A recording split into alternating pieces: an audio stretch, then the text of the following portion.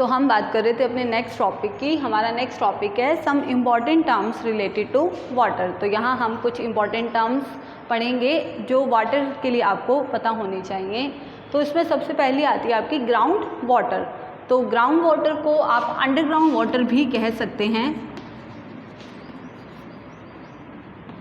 इसका मीनिंग क्या होता है? Ground water is the water which is collected under the earth surface between the hard rocks. Means जो आपका वाटर अर्थ सरफेस के अंडर स्टोर होता है वो वाटर आपका अंडरग्राउंड वाटर कहलाता है।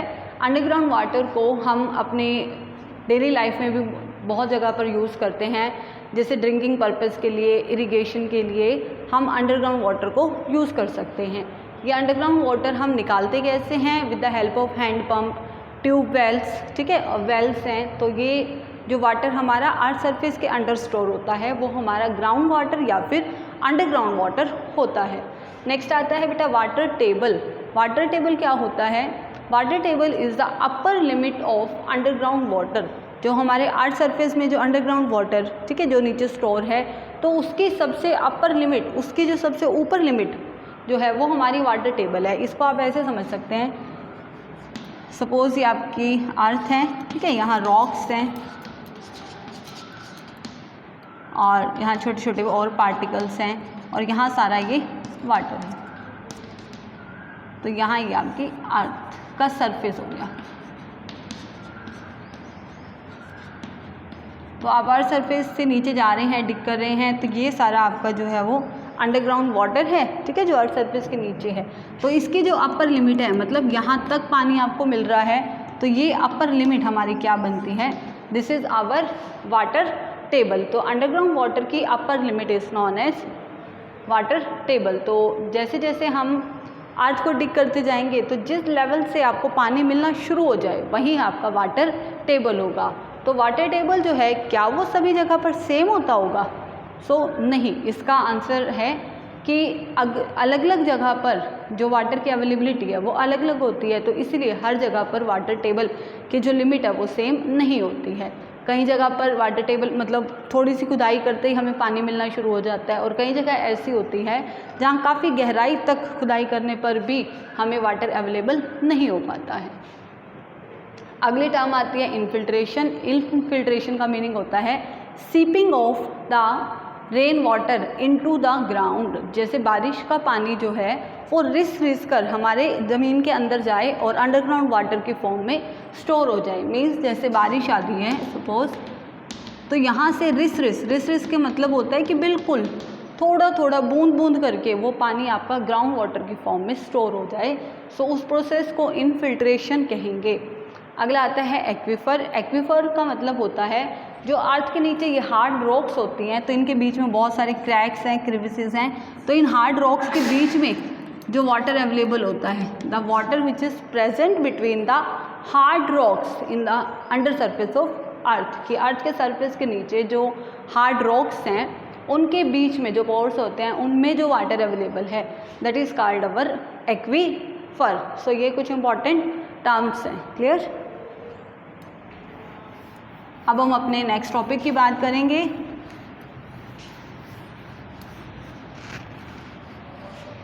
Our next topic is water table depletion.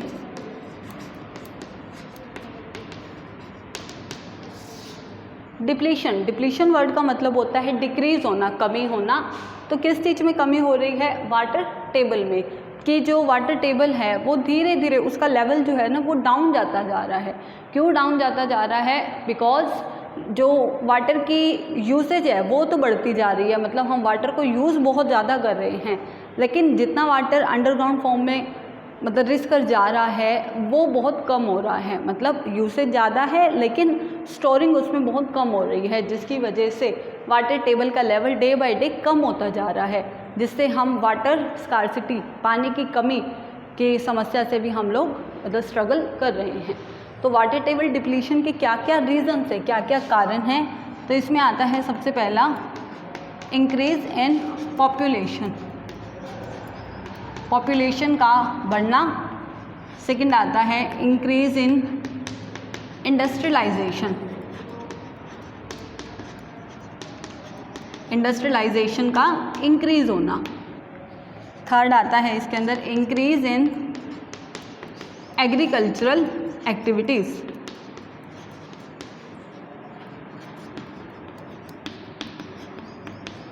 Agricultural activities यानी कि जो फार्मिंग है वो डे बाय डे बढ़ती जा रही है, तो उस वजह से भी।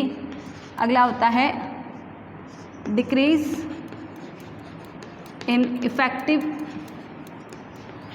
Area of seepage.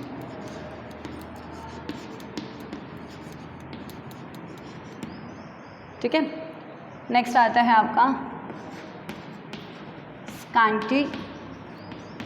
Scanty rain fall, बारिश की कमी। और एक फैक्टर है आपका deforestation, cutting down of trees.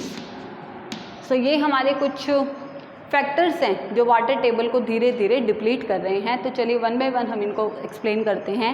Increase in population कैसे वाटर टेबल को डिक्रीज़ करती है, क्योंकि जैसे जैसे पॉपुलेशन बढ़ेगी लोगों की वाटर के लिए डिमांड बढ़ेगी, क्योंकि हमें अपनी डेली एक्टिविटीज़ के लिए वाटर की ज़रूरत होती है। तो डिमांड बढ़ती जा रही है लेकिन वाटर की स्टोरिंग जो है वो कम हो रही है, जिसकी वजह से लोग जो हैं वो अंडरग्राउंड वाटर पर ज़्यादा निर्भर कर रहे हैं और वाटर टेबल का जो लेवल है वो कम होता जा रहा है। सेकेंड, इंडस्ट्रियलाइजेशन की जितनी ज़्यादा हमारी इंडिया के अंदर इकोनॉमिकली डेवलपमेंट हो रही है, ज़्यादा से ज़्यादा इंडस्ट्रीज़ बन रही हैं, तो वैसे तो वो हमारी कंट्री जो हमारी इंडिया है उसमें जितनी मतलब नई इंडस्ट्रीज़ बनेंगी तो वो वैसे तो बहुत अच्छी बात है कि देश की डेवलपमेंट हो रही है। लेकिन उससे क्या है कि जो इंडस्ट्रीज़ होती हैं उनमें वाटर को यूज़ किया जाता है कूलेंट के तौर पे। तो अब जो इंडस्ट्रियलिस्ट हैं वो अपनी वाटर की डिमांड को कहाँ से पूरा करते हैं, तो वाटर कहाँ से लेते हैं, वो भी अंडरग्राउंड वाटर से। तो जितना ज़्यादा वो अंडरग्राउंड वाटर लेंगे उतना ही पानी की कमी होती जाएगी। थर्ड, एग्रीकल्चरल एक्टिविटीज़ की जितने ज़्यादा फार्मिंग बढ़ रही हैं, हम मॉडर्न मेथड्स यूज़ कर रहे हैं फार्मिंग के लिए, तो जितनी ज़्यादा एग्रीकल्चरल एक्टिविटीज़ बढ़ेंगी तो फार्मर्स के लिए भी वाटर की डिमांड बढ़ रही है। तो पहले जो फार्मर्स थे वो सिर्फ रेन पर डिपेंड करते थे, लेकिन आज हमारे पास न्यू मेथड्स ऑफ इरिगेशन हैं जिससे जो फार्मर्स हैं वो सिर्फ रेन पे निर्भर ना करके अंडरग्राउंड वाटर को ट्यूबवेल्स की मदद से निकालते हैं, और जितना वो वाटर को यूज़ कर रहे हैं अंडरग्राउंड वाटर को, वाटर टेबल का लेवल जो है वो उतना ही कम होता जाएगा। अगला आता है decrease in effective area of seepage, कि पहले क्या होता था, पहले बहुत खाली जगह होती थी, ठीक है, कच्ची मिट्टी की, तो रेन का जो पानी होता है वो धीरे धीरे रिस कर ज़मीन के अंदर चला जाता था, जिसको कि हमने इनफिल्ट्रेशन प्रोसेस पढ़ी है। लेकिन अब क्या है कि खाली जितनी भी जगह पड़ी हैं वहाँ पर फैक्ट्रियाँ बन रही हैं, हाउसेस बन रहे हैं, मतलब कंस्ट्रक्शन बढ़ता जा रहा है। जितना कंस्ट्रक्शन बढ़ेगा उतना ही खाली जगह कम होती जा रही हैं, और खाली जगह कम होंगी तो बारिश का पानी रिस कर जाना भी कम हो जाएगा। तो जितना पानी वो कम होता जाएगा वाटर टेबल उतना ही गिरता जाएगा। अगला है स्कैंटी रेनफॉल, कि इंडिया में जो रेनफॉल है वो हर जगह सेम नहीं है, कई जगह बहुत ज़्यादा बारिश होती है और कई जगह ऐसे भी हैं जहाँ बिल्कुल ड्रॉट कंडीशन, सूखे वाली कंडीशंस भी होती हैं। तो स्कैंटी रेनफॉल, बारिश की कमी होना भी हमारे वाटर टेबल को डिक्रीज़ करती जा रही है। And the last point is deforestation. Deforestation का मतलब होता है cutting down of the trees, की पेड़ों की लगातार कटाई करना। तो जितना ज़्यादा हम पेड़ों को काटेंगे उतना ही, क्योंकि जो ट्रीज़ होती हैं वो वाटर को ऑब्जॉर्व करके और उसको सॉइल में से इनफिल्ट्रेट कर देते हैं, जो वाटर अंडरग्राउंड फॉर्म में भी स्टोर हो जाता है। लेकिन पेड़ों को काटने से हमारी वाटर की जो ऑब्जॉर्प्शन की कैपेसिटी है वो धीरे धीरे कम होती जाएगी, जिससे हमारे वाटर टेबल का लेवल जो है वो लगातार गिरता जाएगा। तो ये हमारे कुछ ऐसे फैक्टर्स हैं जो वाटर टेबल के लेवल को धीरे धीरे डिक्रीज़ करते जा रहे हैं, और ये हमारे लिए एक बहुत ही मेजर कंसर्न भी है।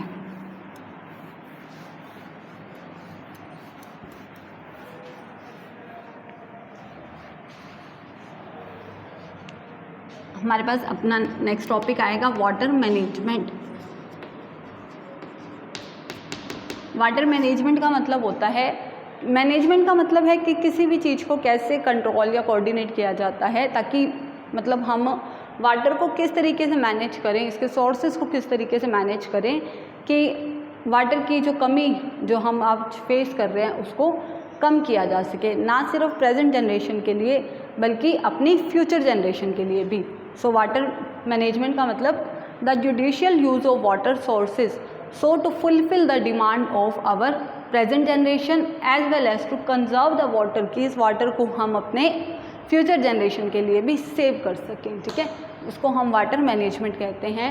सो हमारा जो 22 मार्च है, every year 22 March is celebrated as world water day, विश्व जल दिवस के रूप में मनाया जाता है। और क्यों मनाया जाता है? टू अवेयर द पीपल, लोगों को वाटर की जुडिशियल यूज़ के लिए अवेयर करने के लिए कि लोग वाटर की वेस्टेज को कम से कम करें, वाटर को वेस्ट ना करें, वाटर को कंजर्व करने के लिए सब मतलब एक मिलजुल कर एक दूसरे की हेल्प करें कि किस तरीके से हम वाटर को जुडिशियली यूज़ कर सकते हैं। तो हमारे पास वाटर मैनेजमेंट के कुछ मेथड्स आते हैं, उसमें आता है आपका rain water harvesting. Rain water harvesting, harvesting का मतलब होता है स्टोरेज करना। किसके स्टोरेज करना? रेन वाटर की, कि जो बारिश का पानी आ रहा है वो ऐसे ही रोड्स पर और वैसे वेस्ट जाता है, तो उसकी वेस्टेज को मतलब उसको वेस्ट ना करके उसी रेन वाटर को स्टोर किया जाए और उस वाटर को स्टोर करके हम अपनी एग्रीकल्चर के लिए या हम अपने डोमेस्टिक पर्पस मतलब जो घर में उपयोग कर रहे हैं उसके लिए हम उस वाटर को यूज़ कर सकें। तो उसके लिए रेन वाटर हार्वेस्टिंग जो है वो आज के टाइम पे लोग जो है ना बहुत ज़्यादा इसको इम्प्लीमेंट भी कर रहे हैं। कि कैसे होता है, जैसे आपकी रूफ टॉप है, छत का जो पानी है वो सारा कलेक्ट करके थ्रू अ पाइप, वो उससे आप एक टैंक के अंदर उस वाटर को डाल देते हैं और टैंक से वहाँ से आप उस वाटर को मतलब through the help of pipes आप अंडरग्राउंड उसमें छोड़ देते हैं और वो पानी धीरे धीरे रिस कर ज़मीन के अंदर चला जाता है। तो इस तरीके से ये जो रेन वाटर हार्वेस्टिंग मेथड है ये हमारे ग्राउंड वाटर के लेवल को बढ़ाने में बहुत ज़्यादा हेल्प कर सकता है। तो बहुत मतलब सभी लोगों को रेन वाटर हार्वेस्टिंग के लिए मतलब हम अपने लेवल पे भी शुरू कर सकते हैं। हम अपने घरों में भी जो बारिश का पानी व्यर्थ जाता है उसको वेस्ट ना करके उसको कंजर्व कर सकते हैं। और इसमें क्या है, अवेयरिंग पीपल अबाउट द मतलब वेस्टेज ऑफ वाटर,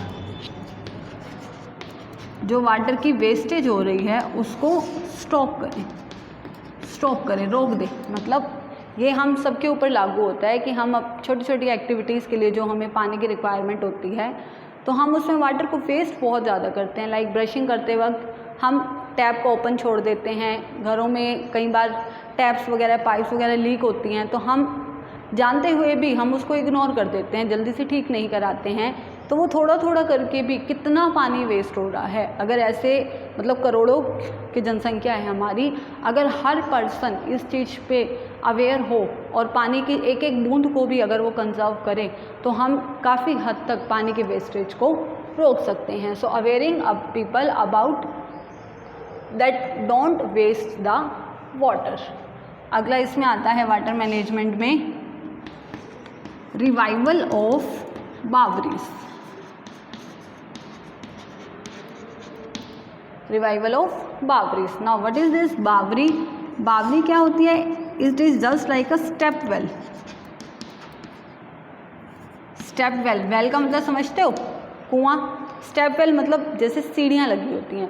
ये एक बहुत ही ट्रेडिशनल मेथड है। पुराने टाइम में लोग इसको वाटर को कंजर्व करने के लिए बावरीज का यूज़ करते थे। धीरे धीरे बावरीज जो हैं वो लोगों ने यूज़ करनी बंद कर दी, लेकिन आज पानी की कमी को देखते हुए दोबारा से काफ़ी जगह पर बावरीज को रिवाइव किया जा रहा है, मतलब उसको दोबारा से यूटिलाइज़ किया जा रहा है। तो उसमें सीढ़ियाँ बनी होती हैं, धीरे धीरे वाटर जो है वो फ्लो होते होते नीचे एक टैंक में इकट्ठा हो जाता है। और ये जो बावरीज का पानी होता है ये डोमेस्टिक पर्पज़ के लिए भी या एग्रीकल्चर किसी भी पर्पज़ के लिए फिर उसको यूटिलाइज़ किया जाता है। मतलब जिस टाइम पे कम बारिश हो रही है तो भी लोग इसका यूज़ करके फार्मर्स जो होते हैं अपने खेतों में इरिगेशन के लिए, सिंचाई के लिए इस पानी को यूज़ करते हैं। सो रिवाइवल ऑफ बावरीज। और एक और मेथड है हमारे पास ड्रिप इरिगेशन। बेटा इरिगेशन का मतलब होता है वाटरिंग द क्रॉप्स, कि जो फार्मर होते हैं जब ये क्रॉप्स को ग्रो करते हैं तो उनको प्लांट्स को पानी की भी ज़रूरत होती है। तो पहले के फार्मर्स तो सिर्फ रेन पर डिपेंड करते थे, उनके पास कोई ज़्यादा अच्छी टेक्निक्स नहीं थी क्रॉप्स को वाटर करने के लिए। लेकिन आज हमारे पास जब मॉडर्न फार्मिंग के मेथड हैं तो हम उसमें स्प्रिंकलर सिस्टम और ड्रिप इरिगेशन इन सिस्टम्स का यूज़ करते हैं। तो लेकिन अगर हम कम पानी में भी अच्छे से सिंचाई करना चाहते हैं so drip irrigation method is the very effective method. Drip irrigation में होता क्या है कि आपके पास जैसे पाइप्स जा रही हैं वाटर की, तो उसमें थोड़ी थोड़ी जगह पर होल्स होते हैं, ठीक है। जैसे जैसे वाटर इस पाइप में फ़्लो कर रहा है तो वो होल्स में से ड्रॉप बाय ड्रॉप गिरता है और डायरेक्टली नीचे इन क्रॉप्स पर जाता है। तो इससे वाटर की वेस्टेज जो है वो बिल्कुल कम हो जाती है। There is no wastage of water in drip irrigation method, ठीक है। सो ये हमारे कुछ मेथड्स हैं जो वाटर को कंजर्व करने में हेल्प कर सकते हैं।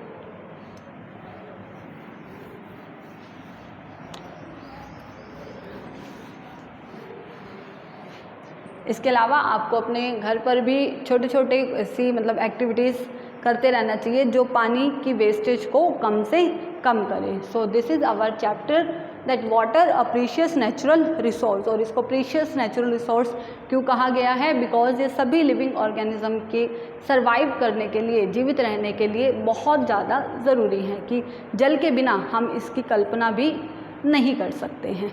सो जल ही कल है और हम कह सकते हैं जल ही हमारा जीवन है। Thank you.